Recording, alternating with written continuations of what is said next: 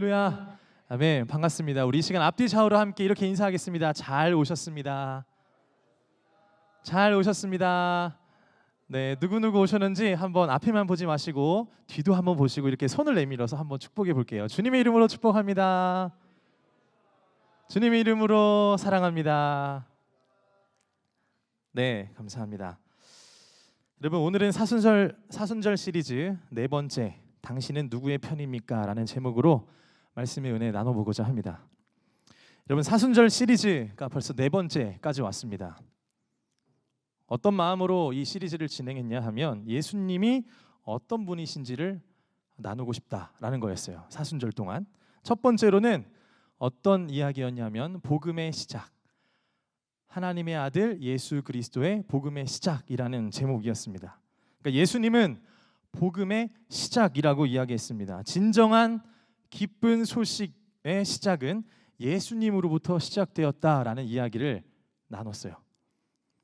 헬라어로 유앙겔리온이라고 하는 복음, 굿뉴스였죠. 좋은 소식. 그 복음은 우리에게 주어진 가장 큰 기쁨의 소식이며 헬라어로 아르케라는 이 시작은 기원, 시작이라는 뜻을 가지고 있었습니다. 그러니까 복음의 시작은, 진정한 기쁨은 예수 그리스도로부터 시작되었음을 우리가 첫 번째 시간에 나눴었습니다. 그러면서 덧붙여서 했던 말들이 복음에 나를 빼지 말고 복음을 기억하고 해석하고 믿어라, 이런 얘기를 했었고, 복음으로 나를 정의하자고 얘기했습니다. 왜냐하면 나 없이 예수님은 복음을 시작하지 않으셨을 것이기 때문에. 근데 우리는 나를 위해 복음을 시작하신 예수님을 기억하지 못하고 복음에서 나를 빼고 동화 속의 이야기로 치부해버린다는 거죠. 그게 첫 번째 나눴던 이야기였습니다. 두 번째는 선한 사마리아인의 비유를 나눴었습니다. 진정한 이웃이요 선한 사마리아인으로 비유되었던 자가 곧 예수님이셨고, 강도 만난 자가 누구였죠, 여러분? 해석해서 우리, 그러니까 본질상 진노의 자녀였던 바로 나의 모습, 죄로 말미암아 죽을 수밖에 없었던 나였음을 나눴습니다. 그래서 나를 위한 진정한 이웃이요 선한 사마리아인 되시는 분이 바로 우리 예수님이다라고 이야기를 했었습니다. 그러면서 덧붙여서 했던 말들이 우리 또한 작은 선한 사마리아인이 되자, 이런 얘기를 말씀드렸어요. 세 번째는 저번 주에 이야기였는데 누구의 이야기였죠? 삭개오의 이야기였습니다. 여리고에서 부자요 세리장이었던 삭개오, 이 사람은 유대인들, 동족들의 경멸의 대상이었죠. 피를 빨아먹는 세리였으니까. 그러나 예수님의 발걸음은 공허하고 구원이 필요한 삭개오에게 먼저 찾아가셨다는 사실입니다.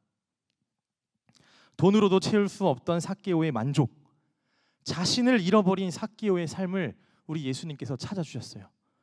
너 이런 자라고, 너 사랑받는 자라고. 그러면서 이렇게 얘기하시죠. 오늘 내 집에 유하여야겠다. 예수님이 삭개오에게 이렇게 말씀하셨어요. 그리고 급히 내려오라 라는 권면의 말씀도 나눴었습니다. 여러분 기억하시죠? 네, 대답 감사합니다. 한 가지 더 제가 못 나눈 게 있는데요, 저번 주에. 여러분, 예수님께서 집에 유하여야겠다는 말은 어떤 말이냐 하면은, 사실 그 당시 그걸 보고 있는 유대인들에게는 있을 수가 없는 이야기예요. 왜냐하면 그 당시 사회적으로 세리와 창기들은 거의 부정한 직업 중에 대표성을 가지고 있었거든요. 세리와 창기, 이렇게 성경에서 나올 정도로. 그리고 부정한 자들이었어요. 근데 그 집에, 세리들의 우두머리였던 세리장인 삭개오 집에 함께 유한다고 예수님이 말씀하셨다는 것은, 이제 이 유대인들 옆에 보고 있는 사람들에게는 이해가 안 되는 거예요. 예수님도 부정해진다라는 거예요. 근데 예수님께서는 그러한 손가락질에 개의치 않으시죠. 부정의 손가락질을 당하더라도, 아니 진정 삭개오의 부정을 자기가 입더라도 자신이 그 집으로 들어가셔서 삭개오에게 구원을 주시겠다라는 사랑의 강한 집념이 이 삭개오 내용을 통하여서 나왔다는 사실입니다. 여러분, 이게 무슨 말이죠? 우리 예수님께서는 삭개오의 이름을 알 뿐만 아니라 삭개오가 가지고 있었던 이 부정도 개의치 않으시겠다는 거예요. 근데 삭개오 이야기뿐만 아니라 예수님은 진실로 그러하셨습니다. 우리를 위해서 이 땅에 오셨고 우리의 부정을 다 뒤집어 씌워 자신이 다 가져가셨습니다. 진실로 삭개오에게 하셨던 것처럼 오늘 우리에게도, 나에게도 예수님께서 우리의 부정도 다 자신에게 전가시키어 십자가로 가져가신 분이 누구죠? 예수님이십니다. 그래서 이 예수님이 어떤 분이신지에 대해서 우리가 그동안 이야기를 나눴어요. 오늘은 조금 다르게 예수님께서는 이제 예수님을 우리가 알고 믿는 자들에게 다가올 수 있는 분쟁, 그리고 분쟁을 언급하고 싶어요. 그리고 하나됨을 요구하는 말씀입니다. 그러니까 오늘 중요한 키워드는 뭐냐? 따라해 보겠습니다. 분쟁, 하나됨. 분쟁과 하나됨이 오늘 본문의 키워드예요. 여러분, 교회의 역사를 보면은 이 초대교회에서 외압이라고 하죠. 밖에서 들어오는 이 공격이 정말로 많이 있었어요. 핍박. 정말로 많이 있었어요. 그런데 기독교 변증가 터툴리안이 뭐라고 얘기했냐면 순교자들의 피는 교회의 씨앗이라고 표현했어요. 교회 외부에서 교회 안으로 들어와 순교자를 만들어도 순교자가 교회의 패망과 끝을 나타내는 것이 아니라 오히려 복음을 더욱더 드러내고 교회를 흥왕케 하는 씨앗이 된다라고 표현했어요. 오히려 교회 밖에서 교회를 박해할 때 그리스도인의 무죄를 변증한다, 이런 얘기를 터툴리안이 했습니다. 어떤 뜻이냐 하면 박해가, 교회 밖에 있는 박해가 교회를 소멸시키지 못한다는 뜻이에요.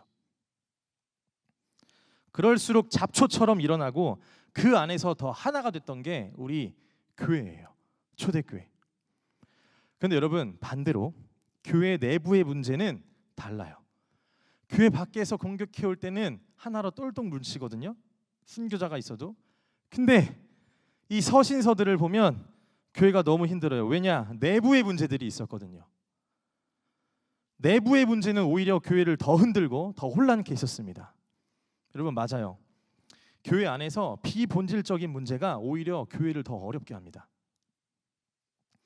이 사실을 잘 알고 있는 존재가 있어요. 누굴까요? 사단 마귀의 존재예요. 사단 마귀는 교회 가라는 거예요. 새신자 등록하라는 거예요. 상관없어요. 능력 없고 침체되고 메말라 있는 그리스도인이 되면 더 땡큐인 거예요.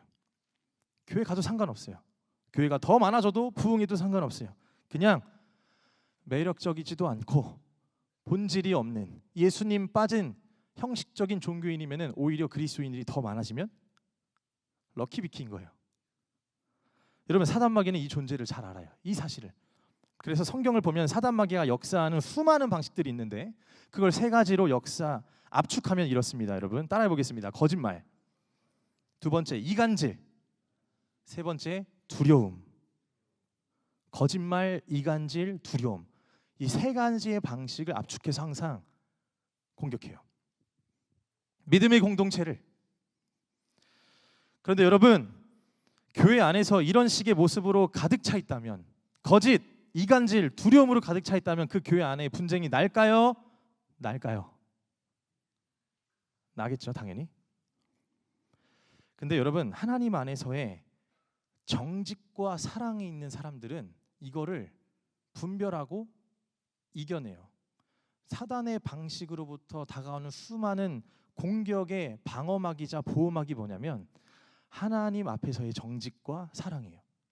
믿지 않는 사람들에게도 정직한 사람 보면 굉장히 멋있거든요. 좋은 사람이라고 우리가 생각하잖아요. 근데 하물며 믿는 사람들이야. 여러분, 믿는 사람이 거짓말하고 믿는 사람이 이간질하고 믿는 사람이 두려움을 촉발하게 만든다면 여러분, 그거는 교회 분쟁이 안 날 수가 없는 거예요. 마귀에게 틈을 주고 있다고 생각하면 돼요. 그래서 여러분, 우리 청년들이, 저를 포함한 우리 모두가 분별하고 깨어 있어야 합니다. 근데 오늘 이러한 내부 분열로부터 가장 큰 무기가 무엇이냐 하면은 오늘 중요한 키워드예요. 이것만, 이 한 글자만, 한 글자가 아니죠. 세 글자죠. 기억하면 돼요. 하나됨입니다. 하나됨. 우리 바울 선생님이 오늘 이 하나됨을 우리에게 권면하고 계세요. 하나님의 말씀이에요. 하나됨을 지키는 겁니다. 여러분, 하나됨의 무기, 끊어지지 않는 세 겹줄의 무기는 어둠에 잘 매이지 않아요. 매이더라도 금방 풀려요. 왜냐? 하나 돼 있기 때문에, 일심동체이기 때문에 이걸 잘 풀어요. 예로 들자면 여러분, 요즘에 저희 청년부가 풋살을 종종 하거든요. 근데 교회 대항전을 모르겠어요. 제가 좋아하는 것 같아요.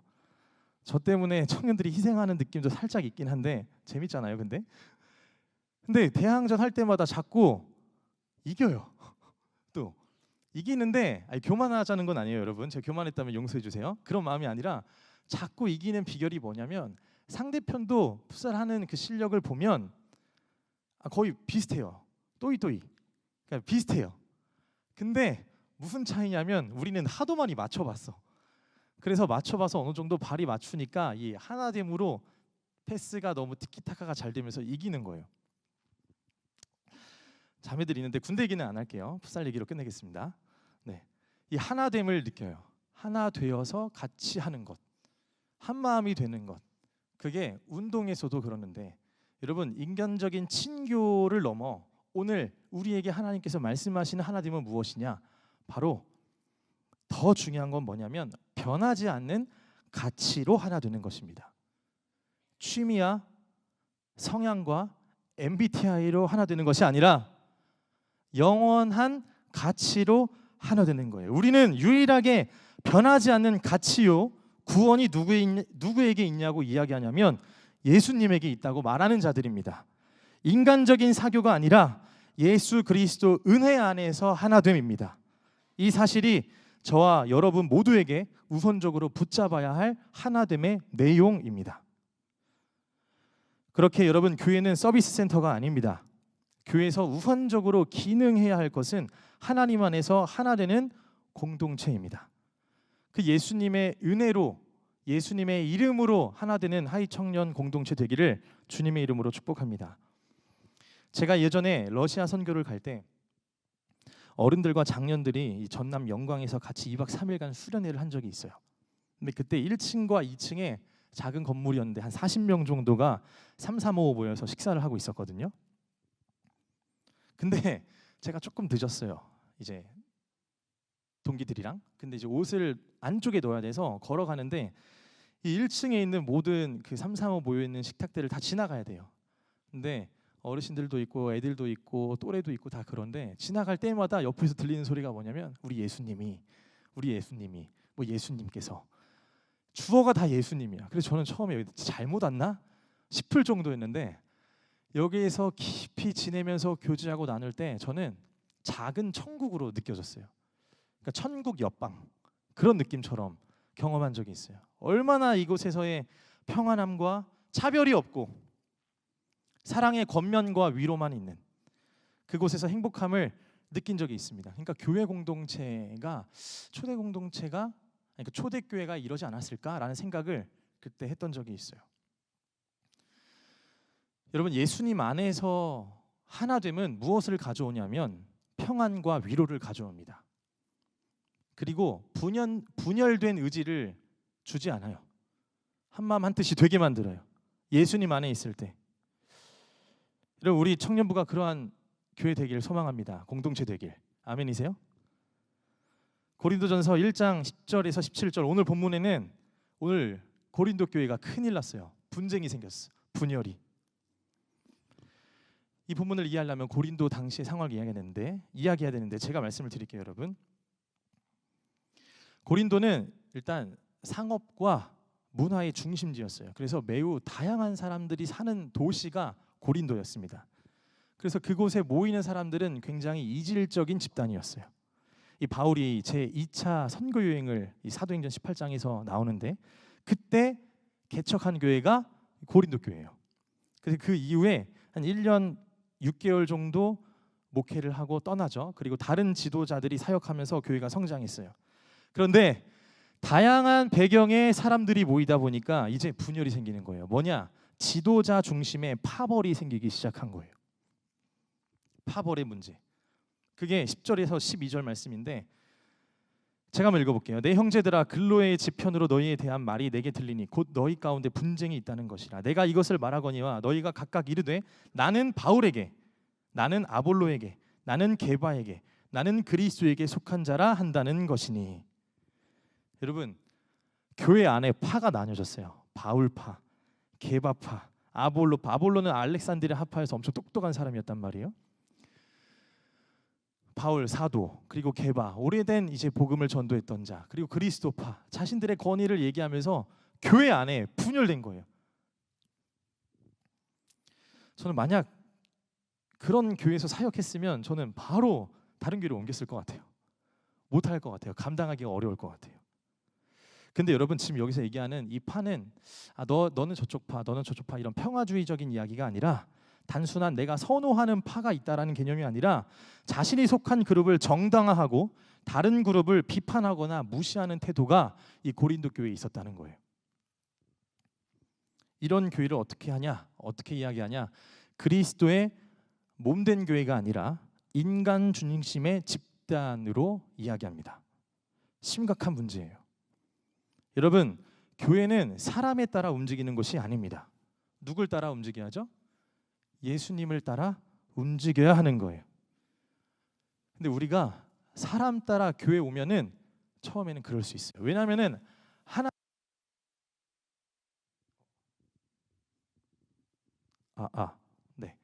하나님께서 일하시는 방식은 너무나도 채널이 다양하기 때문에 사람을 통해 듣게 하시고 스파크가 일어나고 오게 하실 수 있어요. 그런데 우리의 궁극적인 목적이 사람이 되어서는 안 되는 거예요. 그래서 교회는 사람에 따라 움직이는 곳이 아니라 머리 대신 예수님을 따라 움직이는 것이 교회입니다. 그래서 오늘 이러한 분열된 고린도 교회에 이렇게 바울이 이야기합니다. 바울 선생님께서 오늘 분쟁이 있는 고린도 교회에 이야기하는 거예요. 같은 마음과 같은 뜻으로 온전히 합하라. 같은 마음과 같은 뜻으로 온전히 합하라고 이야기하고 있습니다. 아니 목사님, 어떻게 같은 마음으로 우리가 해요? 여러분, 권면합니다. 우리는 한 배를 다 같이 탄 거예요. 예수님 믿는 자들로서 같이 노력해 주시길 바랍니다. 제 힘으로도 같은 마음, 같은 뜻 만들기 너무 어려워요. 인간적인 힘으로, 사역자의 신분으로도 할 수가 없어요.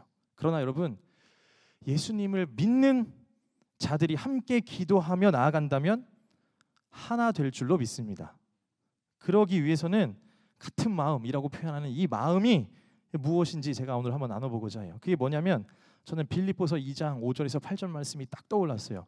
이 본문을 보면서 바울 선생님이 얘기하는 거예요. 제가 읽어볼게요. 너희는 너희 안에 이 마음을 품으라. 곧 그리스도 예수의 마음이니. 같은 마음이 되라는 것은 여러분, 예수의 마음을 품으라는 거예요. 그 마음이 무엇이냐면은, 그는 근본 하나님의 본체시나 하나님과 동등됨을 취할 것으로 여기지 아니하시고 오히려 자기를 비워 종의 형체를 가지사 사람들과 같이 되셨고 사람의 모양으로 나타나사 자기를 낮추시고 죽기까지 복종하셨으니 곧 십자가에 죽으심이라. 이 마음은 어떤 마음이냐? 바로 이 십자가 사랑이 근거한 마음인 거예요. 대속적 희생, 사랑이 기반되어 있는 마음이에요. 예수님의 사랑으로 하나 되라는 거예요. 여러분, 사랑은 자기 유익을 구하지 않아요. 상대를 위해 기꺼이 나의 것을 포기하며 주는 게 사랑입니다. 그래서 오늘 바울은 그냥 저기 있는 네 안에 있는 사랑을 가져다가 사랑하라는 게 아니에요. 여러분, 우리 안에 있는 사랑이 얼마나 약하고 연약합니까? 우리에게 보여주신 예수님의 사랑으로 나를 덮고, 그리고 그 사랑으로 같은 마음이 되라고 얘기하고 계세요. 그래서 오늘 바울이 권면하는 거, 같은 말을 하고, 그리고 같은 마음을 품고 같은 뜻을 가지라고 이야기하는 것입니다. 자, 그러면 오늘 우리가 이 메시지를 좀 정리할 수 있을 것 같아요. 오늘 본문의 내용은 교회는 어떤 파, 어떤 잘 나가는 선배, 어떤 직업, 그런 인간 지도자 중심이 아니라 오직 그리스도 중심이 되어야 한다는 말입니다. 그리고 공동체 안에서 분열이 아니라 연합과 사랑으로 하나됨을 요청하고 있는 게 지금 바울 선생님의 이야기예요. 간절히 호소하는 거예요. 그거는 예수님이 원하시지 않는 것이기 때문에. 여러분, 교회 생활하면서 분열과 여러 가지 다툼과 이야기들이 있을 수 있어요. 그러면 그 이야기를 바로 동조하지 말고 분별하는 거예요. 이게 누군가의 마음을 시원케 하는 게 중요한 게 아니라 우리에게는 더 중요한 눈치를 봐야 할 분이 있어요. 사람이 눈치를 보는 게 아니라 하나님 눈치를 봐야 하잖아요. 교회 안에 중요한 가치를 훼손시키지 않도록 여러분 여러 가지 이간질적인 것 그리고 거짓 그런 게 보이면 함께 기도하며 하나 되도록 더욱 노력해야 할 것입니다. 자, 그래서 마지막으로 세 가지의 메시지를 전하고 마치겠습니다. 첫 번째로 한번 따라해 보겠습니다. 교회는 예수님 안에서 하나 되어야 합니다. 네, 오늘의 말씀을 정리하는 거예요. 교회는 예수님 안에서 하나 되어야 합니다. 같은 말을 하고 같은 마음과 같은 뜻으로 온전히 합하라고 권면하고 있습니다. 아무튼 교회는 여러분 이질적인 집단일 수밖에 없어요. 다양한 사람이 올 거예요. 부자도 올 거고 거지도 올 거고. 네, 이렇게 오늘 혀가 꼬이죠. 죄송합니다. 교회는 부자도 오고 거지도 올 수도 있고 남자도 오고 여자도 오고 그리고 또 나이가 많은 사람도 있고 적은 사람도 있고 너무나도 다양한 거예요. 아픈 사람이 있을 수도 있어요. 다양한 사람들이 모인 공동체지만 예수 그리스도 안에서 하나 되는 것이 가장 중요함을 믿으시길 바랍니다. 그리고 인간적 기준, 성향, 지도자의 취향이 아닌 복음 중심의 연합이 필요합니다. 아시겠어요, 여러분? 저도 믿으면 안 돼요. 사역자도 믿으면 안 돼요. 사역자도 믿음의 대상이 아니에요. 믿음의 대상은 오직 하나님밖에 없어요. 사람은 죄와 허물을 덮어줘야 할 사람의 대상이에요. 우리가 교회를 나오는 것도 어떤 성향과 지도자의 성향에 따라 나오는 것이 아닌 복음 중심의 연합을 향해 나아가는 성숙한 그리스도인 되시길 바랍니다. 그래서 마태복음 18장 20절에 이런 말씀이 있잖아요. 두세 사람이 내 이름으로 모인 곳에 나도 그들 중에 있느니라. 우리가 빼먹는 게 있어요. 항상 두세 사람 모인 곳에 함께 하는데 내 이름을 빼면 안 돼요. 내 이름. 예수님이 직접 말씀하신 거거든요. 예수님의 이름으로 모여야지. 예수님 빼고 모이면은 여러분 과연 그게 교회 공동체라고 얘기하기는 어려운 부분이 있다는 거예요. 자, 두 번째 한번 따라해 보겠습니다. 사람을 따르지 말고 예수님을 바라보아야 합니다. 여하튼 고린도 교회는 지도자 중심의 파벌로 나뉘었었어요. 그런데 바울은 그리스도만이 교회의 중심이다라고 호소했어요. 그리고 그리스도께서 어찌 나뉘었느냐라고 이렇게 얘기하잖아요. 오늘 말씀에 그리스도께서 어찌 나뉘었느냐, 이것은 뭐냐면 분열되는 어리석음을 지적하고 있는 거예요. 교회에서 분열되면 어리석다라는 표현이에요. 분열되면 안 돼요. 여러분, 분열되면 우리의 의지도 우리의 마음도 다 분열되게 돼요. 그러니까 여러분, 지도자는 조력자일 뿐 진짜 교회의 주인은 예수님임을 여러분 다시 한번 기억하시길 바랍니다. 마지막 세 번째 따라해 보겠습니다. 복음만이 본질입니다. 다른 복음은 있어요, 없어요? 없어요. 그 십자가의 복음만이 본질입니다. 여러분, 비본질적인 거 가지고 교회에서 싸우는 거 힘 빼는 거예요. 그런 걸로 다툴 필요 없어요. 근데 우리가 진짜 싸워야 할 때가 있어요. 언제인 줄 알아요? 복음이 훼손될 때, 복음의 본질이 왜곡되거나 가감되거나 할 때, 그때는 싸워야 돼요. 다른 복음이 더 판치고 예수님의 복음을 왜곡시킬 때, 그때는 싸울 수 있는 여러분 우리 모두가 되길 소망합니다. 그때는 말할 수 있어야 돼요. 단순한 비본질적인 거 가지고 힘 빼거나 싸우려고 하지 말고 우리가 진짜 본질을 사수하는 여러분 되시길 바랍니다. 세 가지로 요약했습니다. 교회는 예수님 안에서 하나 되어야 됩니다. 그리고 사람을 따르지 말고 그리스도를, 예수님을 바라보아야 합니다. 그리고 복음만이 본질입니다. 이 사실을 기억하면서 여러분 우리의 교회의 하나됨을 여러분 기억하시면서 하나 되기 위해 기도하고 노력하는 여러분 되시길 축복합니다. 셀 안에서도, 교회 공동체 안에서도, 그리고 그 외에 직장과 학교에서도, 가족에서도 분열되는 쪽으로 여러분 회로를 돌리지 말고 하나 되는 쪽으로 회로를 돌려가면서 주님을 의지하고 예수님의 사랑으로 나아가는 우리 모두가 되시길 주님의 이름으로 축복합니다. 우리 시간 이 찬양 부르시면서 기도하며 나아가겠습니다.